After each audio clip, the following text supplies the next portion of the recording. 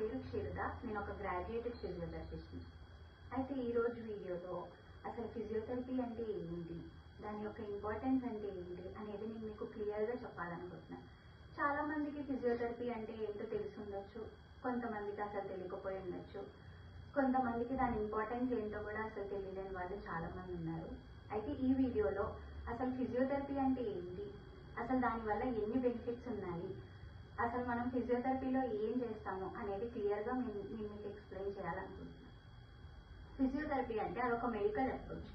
అంటే ఇప్పుడు మన పేషెంట్ మన దగ్గరకు వచ్చినప్పుడు వాళ్ళని మేము మెడికల్గా డయాగ్నైజ్ చేసి వాళ్ళ యొక్క పోస్టర్, వాళ్ళ గెయిట్, అలాగే వాళ్ళ లైఫ్ స్టైల్, ఇంకా వాళ్ళ జాయింట్ మొబిలిటీ, వాళ్ళ యొక్క ఫంక్షన్ బట్టి మేము మాన్యువల్గా కొన్ని టెస్ట్లు అనేవి చేసి వాళ్ళకి ఎలాంటి ప్రాబ్లం ఉంది, వాళ్ళ కండిషన్ ఏంటి అనేది మనం తెలుసుకొని దాన్ని బట్టి మేము ఎక్సర్సైజెస్ ఇంకా చాలా థెరప్యూటిక్ టెక్నిక్స్ అనేవి యూజ్ చేసి మేము ట్రీట్మెంట్ అనేది చేస్తాం.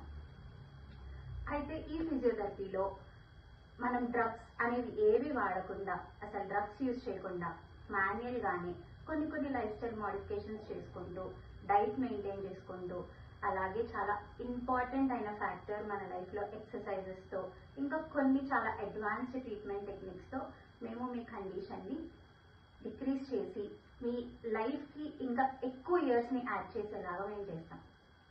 ఫిజియోథెరపీ అంటే జనరల్గా చాలామందికి జనరల్గా తెలిసిన వాళ్ళు ఉంటారు, కానీ ఫిజియోథెరపీ అనేది ఇందులో మనకి చాలా స్పెషలైజేషన్స్ ఉన్నాయి. ఇది మనకి నర్వ్స్కి సంబంధించిన దాంట్లో చాలా హెల్ప్ అవుతుంది, ఇంకా ఆర్థో, గైనిక్, పీడియాట్రిక్స్, ఇంకా కార్డియో, ఇలా చాలా డిఫరెంట్ వేరియస్ వాటిల్లో ఫిజియోథెరపీ అనేది చాలా ఇంపార్టెంట్ రోల్ ప్లే చేస్తుంది. అయితే ఈరోజు ఫిజియోథెరపీ యొక్క రోల్, అసలు న్యూరోకి సంబంధించిన దాంట్లో ఫిజియోథెరపీలో మనం ఏం చేస్తాం. ఇప్పుడు ఫర్ ఎగ్జాంపుల్ సర్వైకల్ రాడికులోపతి అని ఒక కండిషన్ ఉంటుంది. అంటే చాలామంది సీలింగ్ వర్క్స్ చేసే వాళ్ళు ఉంటారు, వాళ్ళ యొక్క పోస్చర్ ఎప్పుడు ఇలా పైకే ఉంటుందన్నమాట. దానివల్ల ఇక్కడ నుంచి ఏవైతే నర్వ్స్ మన హ్యాండ్కి పాస్ అవుతున్నాయో అవి కంప్రెస్ అయ్యి వాళ్ళకి మొత్తం నెక్ నుంచి ఫింగర్స్ వరకు రేడియేటింగ్ పెయిన్ అనేది వస్తుందన్నమాట. రేడియేటింగ్ పెయిన్ అంటే షాక్ కొట్టినట్టు పెయిన్ వస్తుంది. అలాంటి వాళ్ళకి అసలు ఫిజియోథెరపీలో ఏం చేస్తారు అని అంటే, ఫస్ట్ వాళ్ళకి నెక్ ఎక్సర్సైజెస్ అనేవి చెప్తారు.